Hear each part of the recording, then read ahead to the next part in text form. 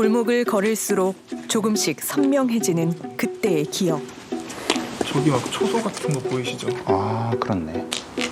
뭐 저런 게 있어요, 집에? 왜냐면 사람들이 진짜 죽이러 오니까. 옛날에 그래서 사람들이 막 이거 담 넘어가지고 잡히고 그랬었어요. 아, 진짜요? 네. 한때 삼엄한 경비를 자랑하는 이곳이었지만 어째 집 앞엔 수상한 정막만이 감돕니다. 그런데 현관 비밀번호가 바뀌었습니다. 남자의 출입을 거부하는 이곳은 제11대 12대 대한민국 대통령이었던 전두환 씨의 자택입니다. 남자와 가족들의 갈등이 깊어진 건 지난달 13일 새벽. 우원 씨가 일가의 비리에 대한 폭로를 시작하면서부터였습니다. 저는 오늘 이 자리에서 저희 가족이 아마 행하고 있을 범죄 사기 행각에 관련돼서 이를 밝히는 데 도움이 되고자 동영상을 찍게 됐습니다. 궁금한 이야기 Y와 동행하기로 한 그가 지난주 화요일 한국에 도착했습니다. 네, 여기 있고요. 안녕하세요. 그는 대체 어떤 사람이고 왜 가족들에 대한 의혹을 제기하는 걸까? 대학교 졸업을 2020년도에 하고요. 이와이라는 전략 컨설팅 회사에서 일을 하다가 왔습니다. 14살에 미국으로 유학 간 뒤 명문대를 졸업한 그는 전두환 씨의 차남인 전재용 씨의 둘째 아들입니다. 우린 20년 전 전두환 씨를 촬영한 SBS 자료 속에서 그의 어린 시절 모습을 찾을 수 있었는데요. 제 형이랑 저네요. 맞죠? 이게 저예요. 옆에 계신 분은 그럼? 제 형이고 저고. 매주 주말마다 인사드려야 했던 할아버지 전두환 씨와의 시간이 그는 참 어려웠다고 합니다.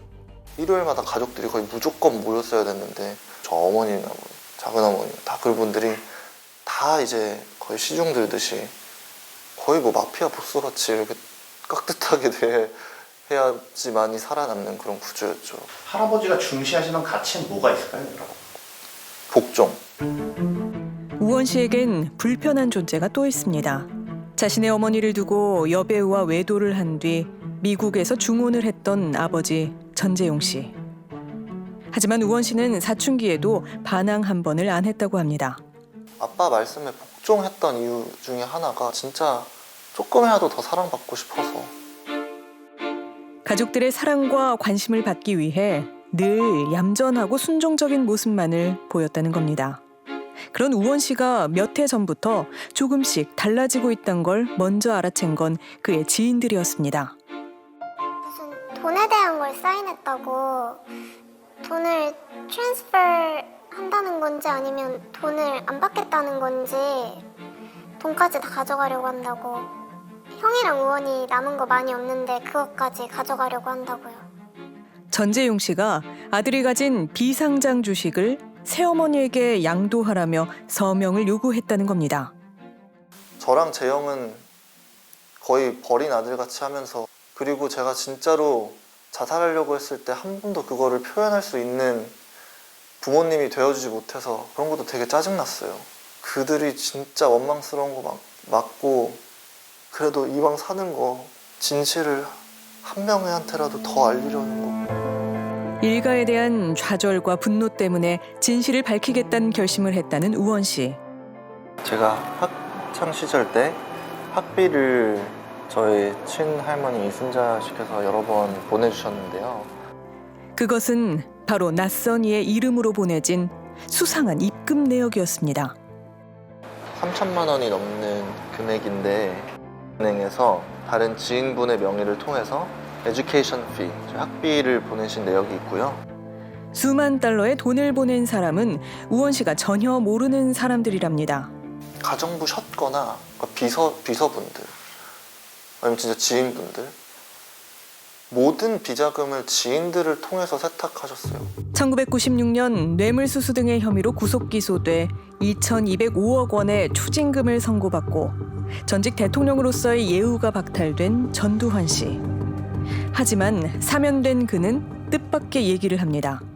검사가 조사를 해가지고 없으니까 못 가져간 거 아니야. 안 그래서? 재산 중 예금은 겨우 29만 원뿐이라 추징금을 낼 수 없다고 한 겁니다. 그의 아내 이순자 씨가 막대한 부동산과 채권을 소유하고 있지만 결국 922억여 원의 추징금을 내지 않은 채 숨진 전두환 씨. 우원 씨의 얘기는 여기서 끝나지 않았습니다.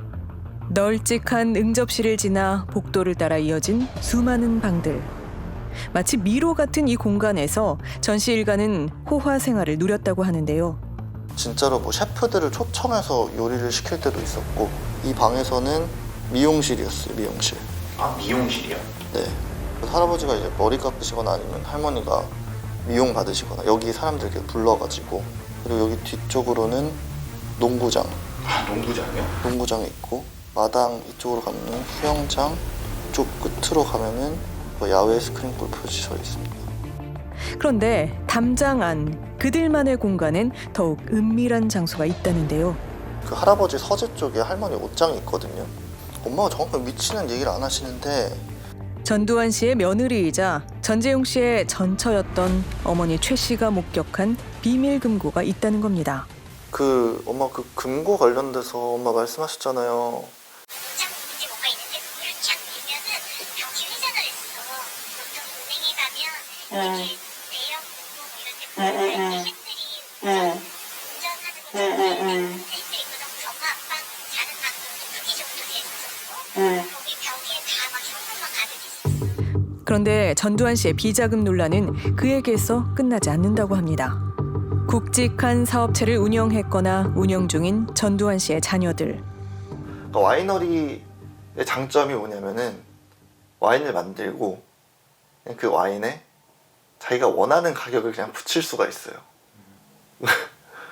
미국에도 있고 아무도 걸릴 수가 없는 최고의 돈 세탁 시설이 아닌가 싶어요.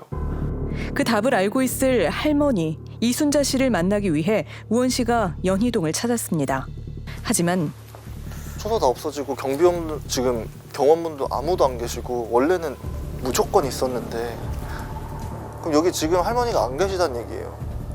아무래도 이곳엔 아무도 없는 것 같다는데요. 이게 제 할머니 카톡인데 여기 스톡할게요.